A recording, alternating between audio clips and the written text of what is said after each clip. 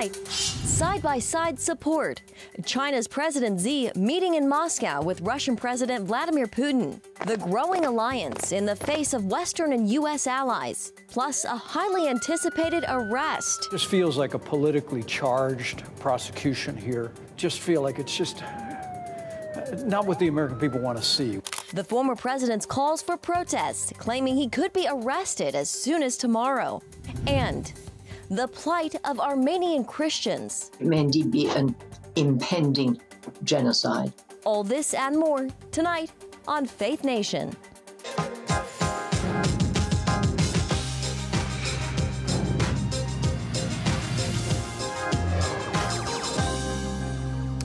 A meeting of the minds with dire global consequences. Good evening in Washington. I'm Jenna Browder. Chinese President Xi Jinping is in Russia tonight, the first major world leader to visit the country since President Vladimir Putin's invasion of Ukraine began more than a year ago. The three-day meeting comes just after the International Criminal Court issued an arrest warrant for Putin on alleged war crimes in Ukraine. CBN News White House correspondent Abigail Robertson is with us for tonight's top story. Abigail? Well, President Xi Jinping seeks for his visit to be a fruitful one, although it's also drawing intense suspicion from the West as it shows deepening ties between Russia and China. The trip is seen as a major show of support for Putin, who has been isolated internationally for his invasion of Ukraine. China has also been reluctant to join other major powers in sanctioning Russia since the war started. The war in Ukraine will be a major topic of discussion between the two leaders, with both blaming the West for the conflict and Xi calling for a peace proposal that favors Russia. This war could actually end right now if Russia would withdraw its troops from the country. We hope the President Xi will press President Putin to cease bombing Ukrainian cities, hospitals, and schools, to halt the war crimes and atrocities, and to withdraw all his troops. But we are concerned that, instead, China will reiterate calls for a ceasefire that leaves Russian forces inside Ukraine's sovereign territory. Western countries will also be watching for signs of China increasing political, financial, and military support of Russia following this week's visit. The U.S. plans to sanction China if lethal aid is supplied to Russia for the war. We encourage President Xi to play a constructive role by speaking with President Zelensky, which he has not done since Russia launched this invasion. Because China, quite frankly, we believe, should hear directly from the Ukrainians and not just from the Russians. The United States claims that if this visit ends in the two countries calling for a ceasefire, that will be unacceptable, claiming all it would do is ratify Russia's conquest thus far. Jenna? All right, Abby, thank you very much. And here with us now is Rebecca Koffler, former DIA intelligence officer and author of Putin's Playbook, Russia's Secret Plan to Defeat America. Rebecca, welcome. Great to have you with us this evening. So, this strategic alliance between Russia and China has been growing for some time now. This is, President Xi's first trip to Moscow since Putin launched Russia's invasion into Ukraine. Do you see this as a pinnacle so far in the relationship between these two countries? Yes, indeed. The relationship has been deepening even for the past year, but it's much more than that. The visit is not only about the potential peace plan, which is just a simple charade from Xi. He's not interested in peace in Ukraine, but it's also a slap on the face to Washington and to the Europeans who have just issued an arrest warrant for Putin.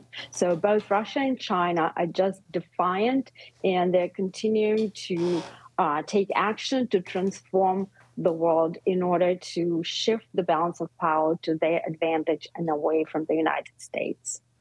Yeah, we've seen President Xi on the world stage brokering deals, billing himself as a peacemaker between Russia and Ukraine. And then he also brokered a deal between Saudi Arabia and Iran. What do you make of that? And is a Chinese brokered peace deal possible with Russia and Ukraine? You say China is not interested in peace here. No, it's not interested. And but what China is doing is just basically playing a charade. This is all for optics. As you said, Xi has been playing the big power diplomacy. That's the Chinese sort of narrative that they are propagating in the world, which is very consistent with China's grand plan to replace the United States as the dominant power, both economically, militarily, diplomatically, by 2049. So that's what he's doing. But in reality, China is highly incentivized to continue fueling this war in Ukraine. Here's why. The Chinese are only happy to have two of their top adversaries, perceived adversaries, Russia and the United States, deplete their combat arsenals by waging this proxy war in Ukraine. And so Xi Jinping is just simply elated to let this happen, and he will likely approve lethal aid to Russia so Putin can continue his barbaric war on Ukraine. Rebecca, both leaders are accused of crimes against humanity. The International Criminal Court issuing a warrant for Putin's arrest last week over forced deportation of children, and for President Xi calls on the ICC to hold him accountable for the ongoing genocide and crimes against humanity against the Uyghur people. How dire, Rebecca, are the global consequences of a team-up between Russia and China? Well, absolutely dire. Look at it this way. The Chinese and the Russians actually have active warfighting doctrines to wage war with the United States if the U.S. intervenes in Russian war in Ukraine, and if the United States intervenes in the military incursion they see is planning into Taiwan. Both have concluded that the United States is incapable of waging a two-front war. We do have the doctrine, but because we have been depleting our own combat readiness, eroding our combat arsenal in the war in Ukraine, we simply cannot do that. The military analysts like myself are assessing that we could run out of weaponry in the first 2 weeks. And so both Putin and Xi know this, and they continue to make their plans. Xi is actually transitioning China onto a warfighting footing on preparations for this war. And Putin continues to wage his war of attrition by mobilizing more Russian troops and acquiring more weaponry from China, potentially Iran, North Korea, and also fielding their own Russian weapons. All right, her book is Putin's Playbook, Russia's Secret Plan to Defeat America. Rebecca Koffler, great to have you with us this evening. Thank you so much. Thank you for having me, Jenna. All right, in other news tonight, rising concerns about the banking industry are reaching world markets. International regulators now trying to stabilize the financial market following bank collapses in the U.S. and a big bank buyout abroad. Capitol Hill correspondent Matt Galka has the latest on what regulators are trying to do to get the situation under control. Matt? Well, Jenna, the bank failures in the United States led to global panic. Now regulators hope to avoid a repeat of 2008 when the financial bubble burst, while members of Congress are now calling for investigations. Has emerged for New York-based Signature Bank. New York Community Bank is putting up almost $3 billion to acquire the failed financial institution. Signature became the second bank to fail last week after Silicon Valley Bank collapsed. SVB is still awaiting a buyer. Now comes word the Federal Reserve reportedly knew SVB had red flags as far back as 2021, when it learned the bank might not have enough cash to handle a crisis. Senator Elizabeth Warren calling for an investigation into the regulatory process. What happened was exactly what we should have predicted, and that is the banks, these big multi-billion-dollar banks, loaded up on risk. They boosted their short-term profits. They gave themselves huge bonuses and big salaries, and they exploded their banks. A new report from multiple finance scholars says nearly 200 U.S. banks could be at risk of failing if customers initiated bank runs. The crisis in America created a domino effect on other banks around the world.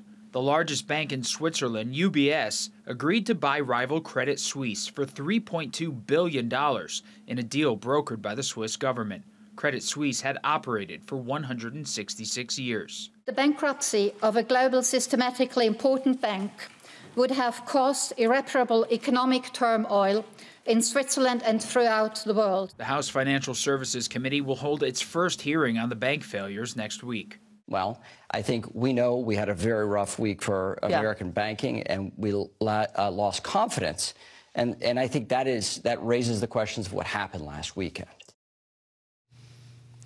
Bloomberg reports billionaire investor Warren Buffett has had multiple conversations with the Biden administration about the current crisis. There's a possibility Buffett could invest in regional banks. He helped Goldman Sachs and Bank of America when they were hit hard by financial trouble in the past. Jenna? All right, Matt Galka, thank you. And joining us now is David Bonson, Chief Investment Officer at the Bonson Group and editor of all right, David, thank you for coming on tonight. So what's different from this crisis and what we saw in 2008, and are there similarities? There's very few similarities. I mean, one of the similarities would be that there seems to be drama every Sunday that ruins my weekend and the weekends of many other people. But the substance of the drama and what we're dealing with in markets is categorically different. That doesn't make it not serious. I think it's a serious matter in a lot of ways, but 2008 was a credit contagion. There were non-performing assets. There were things that were worth less than they were before because they were not being paid back on, primarily mortgages that were leveraged up to the tune of hundreds of billions of dollars. This is not a story of credit impairment, which makes it all the more fascinating. We don't have non-performing assets. The long-dated treasury bonds that lost value because interest rates went up on a mark-to-market basis that really hurt the balance sheet of Silicon Valley Bank, for example, those were not performing assets. They were paying principal and interest, and they are backed by the full faith and credit of the United States government. It wasn't a credit issue. It was a liquidity issue. They were losing depositors en masse, and they didn't have the balance sheet to withstand the loss of that liquidity. 2008 was a solvency issue. Banks blew themselves up. So we're now learning the Fed reportedly knew SVB had red flags as far back as 2021. David, what do you make of that, and should this have been prevented? Well, if they didn't know, that would be much worse. I don't know how it would be unknown that a bank that had about $40 to $50 billion of deposits for many, many years, all of a sudden had their deposit base triple when the Fed brought us down to 0% interest rates post-COVID, and there was a bubble forming in hot tech companies and venture capital, in unprofitable IPOs and what they call SPACs, and even all this crypto nonsense. Those things boosted up the deposit base of Silicon Valley Bank. And so I would think that that would be as clear as anything to regulators. The Fed definitely should have known. Now, what could they have done about it? What should they have done about it? It's not illegal to take in new deposits, and it doesn't necessarily mean that all those depositors will leave right away. But it does add to vulnerability, and it shows that people like Elizabeth Warren screaming we need more regulation. I don't understand for the life of me why these people don't understand that perhaps these regulators just aren't very good, and that what would regulate is, like, for example, Silicon Valley Bank is going bankrupt, and letting people feel pain seems to be one of the greatest forms of regulation. They ought to give it a try. Yeah, so today the market seemed to get a boost after these regulator lifelines and private sector bank buyouts. Is that enough, David, or is there still a financial crisis simmering under the surface here? Oh, I think it's too early to tell exactly what the market confidence in bank liquidity will be, but there isn't an underlying financial crisis. There are banks that many believe are overcapitalized. There is a lot of what we call tier one capital in the banking system that was not there in 2008, I assure you. And so I think that what you have to have is an underlying confidence. The Credit Suisse matter that was playing out in Europe over the weekend is categorically different. And I think that the market responded favorably today to knowing that that particular issue may be dealt with. But we learned in 08 that sometimes when you start having these Sunday announcements, that your first won't be your last. And this is 2 weekends in a row of a big announcement of something over the weekend, trying to calm markets, calm financial conditions. We may have more in front of us. but I do not believe that it amounts to a fundamental contagion in the overall global economy. All right, David, I have to wrap you there. David Bonson of the Bonson Group, and it's the dividendcafe.com. David, thank you. Have a good evening. Thank you. And coming up, a potential presidential perp walk. Why an arrest could be imminent for Donald Trump.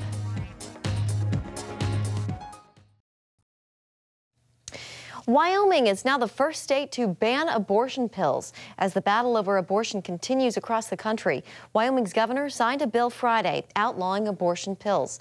The law makes exceptions for rape, incest, or danger to the mother's life. Other states are expected to follow suit. Texas now awaiting a judge's ruling that could overturn the FDA approval of abortion pills in that state. Well, could former President Trump be arrested this week? That's what he says. It comes as the Manhattan DA is investigating an alleged hush money payment to a porn star during Trump's 2016 presidential campaign. Here's Mark Martin. Just feels like a politically charged prosecution here. And I, for my part, just feel like it's just not what the American people want to see. Trump also called for protests, but so far the response is muted. I don't think people should protest this, no. I believe that people understand that if they give voice to this, if this occurs on Tuesday, that they need to do so peacefully and in a lawful manner. Trump's claim involves the Manhattan DA's investigation into an alleged hush money payment prior to the 2016 election to adult film star Stormy Daniels over an affair. Trump has denied the affair. A Trump spokesperson later issued a statement clarifying that the DA provided no notification on the arrest. Manhattan's District Attorney Alvin Bragg has been building a case and says he will not be intimidated. Massachusetts Senator Elizabeth Warren declared on ABC's This Week that Trump is not immune from prosecution. No one is above the law, not even the former president of the United States. If it's time to bring indictments, then they'll bring indictments. That's how our legal system works. Attorney and law professor Alan Dershowitz, a Trump opponent, called the case a weaponizing of the prosecutor's office for political purposes. New Hampshire Republican Governor Chris Sununu, who is considering running for the GOP presidential nomination, said the potential indictment is generating sympathy for Trump. This is likely some sort of misdemeanor on an issue 7 years ago. I just think that the not just the media, but really a lot of the Democrats have misplayed this in terms of building sympathy for the former president, and it does drastically change the paradigm as we go into the 24 election. Still, the former president's attorney told CNBC that if indicted, Trump will surrender to face criminal charges. Yeah, and that was Mark Martin reporting. And with a possible indictment coming, Republican lawmakers on the House Judiciary Committee are demanding communication records, documents, and testimony from the Manhattan DA, saying Trump's only crime would be a violation of campaign finance law, a charge the DOJ has already declined. Crisis-level conditions for Christians, where some fear annihilation. Next on Faith Nation.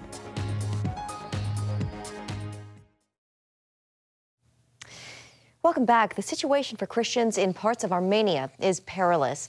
An ongoing blockade is preventing important provisions like food and medicine from reaching them. Billy Hollowell has a look at their plight. The situation is now very, very serious. Indeed, it has been said by people it may indeed be an impending genocide. Those foreboding words from Baroness Caroline Cox, a prominent member of the UK's House of Lords, summarize the state of affairs in Nagorno-Karabakh. It's been more than a month since Azerbaijani protesters blocked the only road into this small, landlocked region, preventing the transport of food, medicine, and other essential needs.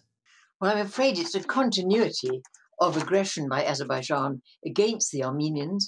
The little land of Nagorno-Karabakh was relocated by Stalin inside Azerbaijan, and Azerbaijan's been trying to carry out ethnic cleansing of the Armenians from there for a long time. As the blockade persists, the 120,000 predominantly Armenian Christians living there are suffering and pleading for assistance. The shortage of food is now getting desperate. The shortage of medicines is very, very serious, especially medicines like insulin for people with diabetes. And the transfer of patients from Karabakh into Armenia needing urgent medical treatment, That has been very, very much stymied. One has already died. So it is a very dire situation indeed. Gayen Belgarian's 4-year-old daughter Monica suffers from liver cancer. The mother recently sounded the alarm about her child being trapped inside Nagorno-Karabakh and risked missing life-saving treatment. We were frightened and we were really worried about this situation because her life depends on this treatment. After weeks of anxiously awaiting transport, the Red Cross helped the family exit. Still, Gayen warns that other ailing residents still need help. We have no necessary equipment, we have no doctors, and we have no, nothing because the road is blocked. We cannot go out. We don't have doctors who can come there and have a necessary treatment. Baroness Cox also warned about another element of the crisis, the potential destruction of Christian churches, historic landmarks, and entire cultures. This could be another stage of genocide, destruction of Christian people, destruction of Christian heritage, and we need to pray. The annihilation of Christians is very much part of the agenda of getting rid of the Christians, and that's one of the things that the Armenians are really worried about, because they will lose part of their unique Christian heritage. As the chaos continues, prayers for peace, ease tensions, and resolution are desperately needed. This is Billy Hollowell for CBN News. A righteous ride still ahead. The story behind a record-breaking surf session.